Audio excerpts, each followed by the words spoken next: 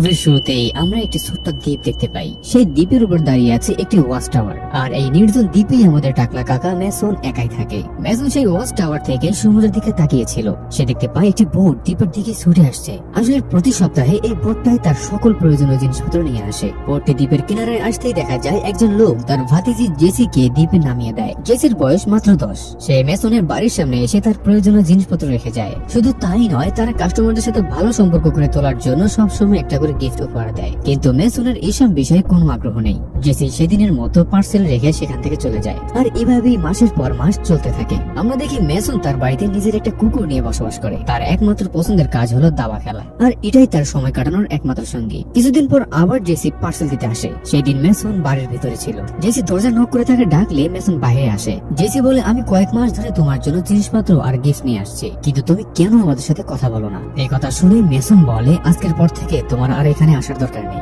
JC একটু রেগে গিয়ে বলে, তুমি এত অহংকার দেখাচ্ছ কেন? তার কথার কোনো উত্তর না দিয়ে ম্যাসন দরজা বন্ধ করে দেয়। জেসি বেশ অবাক হয়ে আবারও তার কাকার বোটের দিকে যেতে শুরু করে। ঠিক তখনই হঠাৎ করে সমুদ্রে খুবই ভয়ানক ঝড় শুরু হয়ে যায়। বোটটা রীতিমতো ডুবতেই ধরে। তবুও জেসি অনেক কষ্ট করে তার কাকার দিকে এগোচ্ছিল, কিন্তু সেই প্রচন্ড ঝড়ের দাপটে বোটটি পানিতে উল্টে যায়। জেসিও সেই বোটের জালে প্যাঁচ খেয়ে ডুবে যেতে থাকে। এদিকে ম্যাসন বাড়ি থেকে বোটটাকে ডুবতে দেখেছিল, তাই সে দ্রুত নিজের বোট নিয়ে বেরিয়ে পড়ে এবং জেসিকে বাঁচানোর জন্য পানিতে ঝাঁপ দেয়। সে জেসিকে খুঁজে পেরিয়ে তার পা থেকে সেই জালটা খুলে দেয়, কিন্তু ইতিমধ্যে জেসির কাকা সেই বোটে আটকা পড়ে ক্রমশ পানির নিচে তলিয়ে যাচ্ছিল। ম্যাসন কোনো মতে জেসিকে নিজের বোটে তুলে আনে আর নিজের বাড়িতে নিয়ে আসে। বেশ কিছুক্ষণ পর জেসির জ্ঞান ফিরে আসলে জিজ্ঞেস করে তার কাকা কোথায়। ম্যাসন তাকে জানায় তার কাকা মারা গেছে। এই খবর শুনে জেসি কান্নায় ভেঙে পড়ে। আর তখনই দেখা যায় জেসির এক পা ভেঙে গেছে। তাই ম্যাসন তার পায়ের ক্ষতটা পরীক্ষা করে সেটা ব্যান্ডেজ করে দেয়। এভাবেই সেদিন রাত নেমে আসলে তারা ঘুমিয়ে পড়ে। পরদিন সকালে জেসি বলে, তুমি কি আমার পরিবারের কাউকে খবর দিতে পারবে? ম্যাসন জানায়, তোমার পরিবারের সবাই অনেক আগেই মারা গেছে। তুমি অনেক ছোট থেকে তোমার কাকার কাছে ছিলে।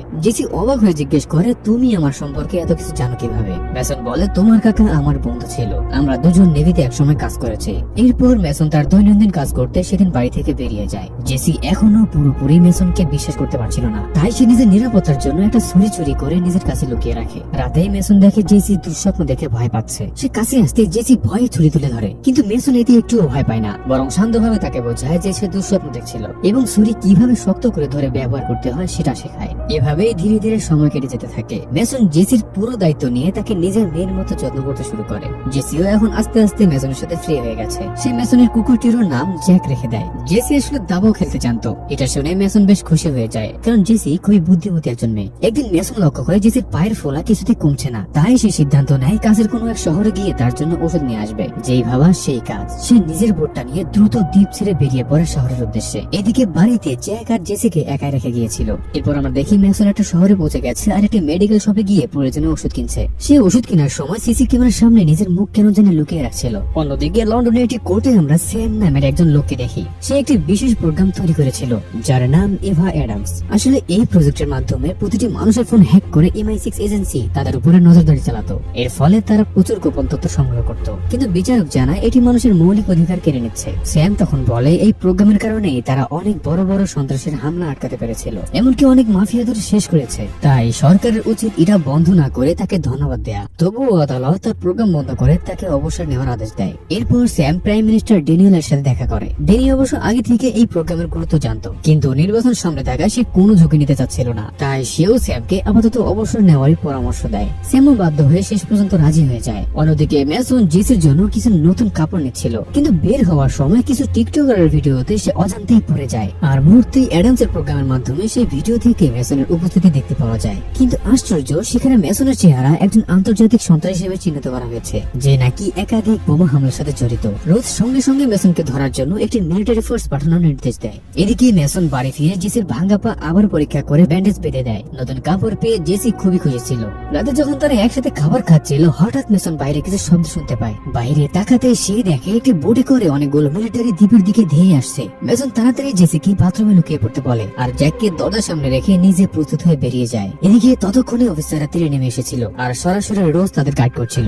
ম্যাসন আসলে আগে থেকে নানা ধরনের ট্র্যাপ বানিয়ে রেখেছিল, আর সেই ট্র্যাপ ব্যবহার করে মুহূর্তেই তাদের উপর আক্রমণ শুরু করে দেয়। অফিসাররা ম্যাসনকে দেখে গুলি চালাতে শুরু করে, কিন্তু ম্যাসনকে মারা কি এত সহজ? সে একে একে সব মিলিটারিদের খুবই ভয়ঙ্কর ভাবে মারতে থাকে। সে এতটাই প্রফেশনাল ছিল যে তার সামনে কেউ টিকতে পারছিল না। এদিকে একজন মিলিটারি তার বাড়ির ভিতরে ঢুকে পড়েছিল। তখন জ্যাক তার উপর ঝাঁপিয়ে পড়লে সে জ্যাককে গুলি গুলি করে সেখানেই মেরে ফেলে। গুলির শব্দ শুনতে পেয়ে জেসি রীতিমতো পাথর হয়ে গিয়েছিল। সে ক্ষিপ্ত হয়ে সেই অফিসারের উপর ঝাঁপিয়ে পড়ে, কিন্তু সেই অফিসার জেসিকে ধরে ফেলে এবং তাকে কাঁধে নিয়ে বেরিয়ে যায়। এদিকে মেসন বাকি অফিসারদের খুবই জঘন্যভাবে শেষ করে দিচ্ছিল, কিন্তু হঠাৎ সে লক্ষ্য করে একজন জেসিকে তুলে নিয়ে পালাচ্ছে। মেসন দ্রুত বেরিয়ে আসে আর একটা হেডশটে সেই অফিসারকে সেখানেই মেরে ফেলে। মেসন জেসির কাছে এসে বলে আমাদের এখন এখান থেকে পালাতে হবে, কিন্তু বাড়ি গিয়ে সে জ্যাকের মৃতদেহ দেখে কান্নায় ভেঙে পড়ে। কিন্তু এখন তাদের আর সময় নষ্ট করার সময় নেই, তাই আর দেরি না করে জেসিকে নিয়ে দ্রুত সেই দ্বীপ ছেড়ে চলে যায়। এদিকে এই ভয়ঙ্কর অপারেশন ক্যামেরায় দেখে রোজ তো থতমত খেয়ে যায়। তার মনে হয় মেসন কোনো সাধারণ কেউ নয়। সে দ্রুত তাদের ফোর্সের সবচেয়ে বিপজ্জনক ডেল্টা অফিসার জন তাকে হায়ার করে। অন্যদিকে মেসন জেসিকে নিয়ে একটা টাউনে এসে পৌঁছেছিল, কিন্তু জেসি দেখে মেসনের হাতে আঘাত লেগেছে। সে তাকে ডক্টরের কাছে যেতে বললে মেসন বলে এখন তাদের ডক্টরের কাছে যাওয়ার সময় নেই, যত দ্রুত সম্ভব একটা গাড়ি নিয়ে এখান থেকে পালাতে হবে। তখন জেসি আবারও জিজ্ঞেস করে যে এরা কেন আমাদের পিছু নিয়েছে। তখন মেসন বলে ওরা সবাই আমার অতীতের সাথে জড়িত। তার কি এমন অতীত আর কেনই বা MI6 এর লোকেরা তার পিছনে হাত ধুয়ে লেগে পড়েছে, সেটা আমরা মুভির আরো সামনে গেলে জানতে পারবো। এরপর মেসন জেসিকে বন্দুক চালানো শিখে একটা বাড়িতে ঢুকে পড়ে গাড়ির চাবি চুরি করতে। সে গাড়ির চাবি খুঁজতে শুরু করলে একটা ছেলে হঠাৎ তাকে দেখে ফেলে। আবার ছেলেটির বাবাও পিছন থেকে এসে মেসনকে বন্দুক তাক করে ধরে ফেলে। তার পিছনে আবার উল্টো জেসিও সেই মানুষটিকে বন্দুক তাক করে জিম্মি করে নেয়। সে বলে আমরা কোনো চোর নই, আর সে যেন মেসনের হাতের ক্ষতটা ব্যান্ডেজ করে দেয়। লোকটি শেষ পর্যন্ত রাজি হয়ে মেসনের হাত ব্যান্ডেজ করে দেয়। এদিকে রোজ তার টিম নিয়ে খুঁজে বের করে যে সন্ত্রাসী ছবির সাথে মেসনের মুখ মেলানো হয়েছিল সেটি আসলে মেসন নয়, কেউ ষড়যন্ত্র করে তার পরিচয় সন্ত্রাসীর সাথে যুক্ত করে দিয়েছে। আরো আশ্চর্যের ব্যাপার হলো মেসনের পুরো ফাইল ডিলিট করা হয়েছে এই বলে যে সে নাকি মারা গেছে, অথচ মেসন ছিল MI6 এর একজন খুবই খতরনাক এজেন্ট। এইসব দেখে রোজ অবাক হয়ে যায়। সে বুঝতে পারে বিষয়টি আরো ভালোভাবে জানার জন্য তাদের বস স্যামের সাথে কথা বলতে হবে। অন্যদিকে স্যামও দেখতে পায় মেসন হঠাৎ করে কোথা থেকে যেন উদয় হয়েছে। খবরটা দেখেই তার ঘাম ছুটে যায়। সে সাথে সাথে সেই ডেল্টা অফিসার জনকে মেসেজ পাঠায় যে মেসন আর সেই মেয়েটিকে দেখা মাত্র সে যেন তাদের হত্যা করে ফেলে। এদিকে যে বাড়িতে মেসন ছিল সেই লোকটা তাকে তার গাড়ির চাবিটাও দিয়ে দেয়। মেসন সেখান থেকে বের হতেই যাচ্ছিল, ঠিক তখনই সে দেখে পুলিশের গাড়ি তাদের বাড়ি ঘিরে ফেলেছে। আসলে লোকটির ছেলে ভয় পেয়ে পুলিশকে ডেকে ফেলেছিল। মেসন সবাইকে ঘরের ভিতর লুকিয়ে থাকতে বলে। রোজ দূর থেকেই এই মিশন নজর রাখছিল। পুলিশরা এগিয়ে আসতে সেই বাড়ির লোকটা পালাতে যায়। ঠিক তখনই জন স্নাইপার রাইফেল দিয়ে তাকে হেডশট করে মেরে ফেলে। মেসন দ্রুত তার ছেলেকে টেনে নিরাপদে সরিয়ে আনে এবং তাকে সেখানেই লুকিয়ে থাকতে বলে। এরপর তার পিছনের রাস্তা দিয়ে জেসিকে নিয়ে বেরিয়ে যায়, কিন্তু সেখানেও পুলিশ ছিল। মেসন মুহূর্তেই সবাইকে মেরে তাদের অস্ত্র কেড়ে নেয় এবং একটি গাড়ি ছিনতাই করে জেসিকে নিয়ে সেখান থেকে পালিয়ে যায়। জনও এবার তাদের গাড়িকে ধাওয়া করতে শুরু করে, কিন্তু মেসনকে ধরা এত সহজ নয়। মেসন তার গাড়ির গতি কয়েক গুণ বাড়িয়ে দিলেও জন তাকে ধরার চেষ্টা করে। রীতিমতো এই কাঁচা রাস্তায় রেস শুরু হয়ে যায়। মেসন তার অসাধারণ দক্ষতা দিয়ে জনের গাড়িকে সামনে এনে ধাক্কা মারে, ফলে জনের গাড়ি উল্টে গিয়ে ছিটকে পড়ে। কিন্তু ভাগ্যক্রমে সে বেঁচে গিয়েছিল, কিন্তু ততক্ষণে মেসন তার গাড়ি নিয়ে সেখান থেকে উধাও হয়ে গেছে।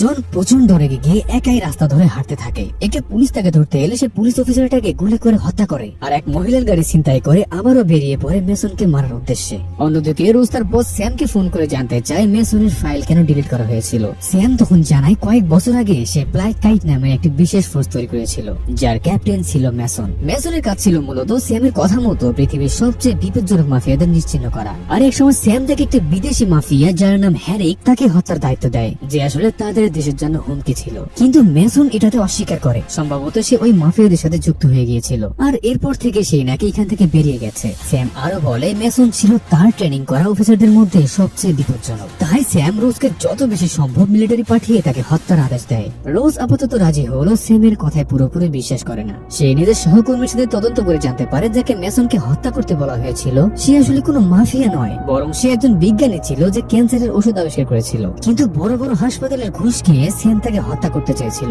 কারণ ক্যান্সারের চিকিৎসা বাজারে এলে তাদের বহু বিলিয়ন ডলারের টুপকি মারা যেত। আর এজন্যই মেসন তার কথা অমান্য করে এই ফোর্সের বিরোধিতা করেছিল। এদিকে স্যামও লুকানো এক ক্যামেরার মাধ্যমে বুঝতে পারে রোজ তাকে সন্দেহ করেছে। অন্যদিকে মেসন ও জেসি এখনো গাড়ি করে কোথাও যাচ্ছে। জেসি তখন জিজ্ঞেস করে তুমি কি তোমার পরিবারের কাছে আমাকে নিয়ে যাচ্ছ?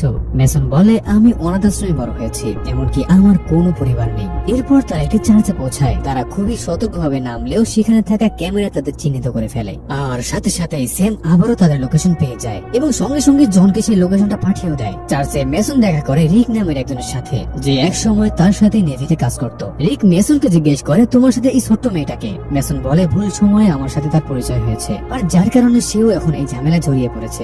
এরপর তারা রিকের বাড়ি আসে এবং ইভা প্রোগ্রাম হ্যাক করে রিক বুঝতে পারে MI6 ফোর্স কেন মেসনের পিছু নিয়েছে, কারণ তার পরিচয় বদলে তাকে সন্ত্রাসী বানানো হয়েছে।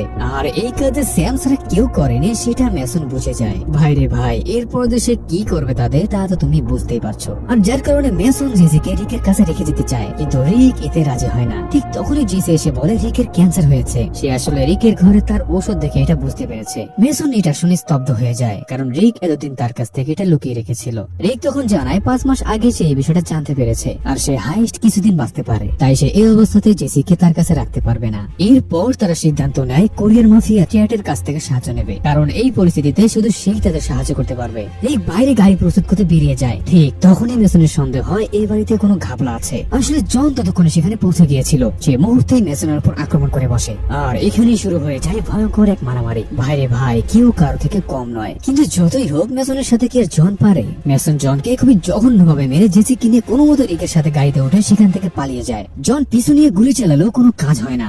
জেসি তখন জিজ্ঞেস করে ওই লোকটা আসলে কে? রিক বলে ও হলো মেসনের নতুন যমরাজ। এখন সেই MI6 এর হয়ে মানুষ হত্যা করে বেড়ায়। এরপর মেসন ও জেসি একাই একটা শহরে যায় চ্যাটের সাথে দেখা করতে। জেসি কান্না করতে করতে মেসনকে বলে আমি তোমার সাথেই থাকতে চাই। মেসন বলে আমার সাথে থাকলে শুধু তোমাকে বিপদেই পড়তে হবে, আর তাছাড়া এই ঝামেলা শেষ করতে আমাকে এখানেই থাকতে হবে। এরপর রাতে তারা একটি ক্লাবে যায়। সেখানে যেতেই ক্যামেরায় আবারও তাদের ফুটেজ ধরা পড়ে। স্যাম ও রোজ দুজনেই তাদের অবস্থান জানতে পারে। রোজ তার টিম পাঠায় জেসিকে উদ্ধার করতে, আর স্যাম টিম পাঠায় দুজনকে শেষ করতে। ক্লাবে ঢুকেই মেসন দেখা করে মিস্টার চ্যাটের সাথে। চ্যাট আসলে এখানকার সবচেয়ে ভয়ঙ্কর মাফিয়া। চ্যাট মেসনকে দেখে অবাক হয়ে যায়, কারণ সে ভেবেছিল মেসন বহু বছর আগে মারা গেছে। মেসন বলে এই মেয়েটাকে প্রচুর টাকা সহ স্পেনে নতুন পরিচয়ে পাঠাতে হবে। মিস্টার চ্যাট এটাতে কিছুতেই রাজি হয় না। তখন মেসন তাকে হুমকি দিয়ে বলে তোমার কন্টেইনারে লুকানো মেয়েদের তথ্য আমার হ্যাকারদের কাছে আছে, আর সেটা যদি MI6 এর হাতে পড়ে তোমার কোটি কোটি ডলারের ব্যবসা মুহূর্তে শেষ হয়ে যাবে। চ্যাট পড়ে যায় মহা বিপদে। অবশেষে চ্যাট বাধ্য হয়ে পাসপোর্ট ও টাকা দিয়ে বলে সমুদ্রের তীরে তার লোকেরা জেসির জন্য অপেক্ষা করছে।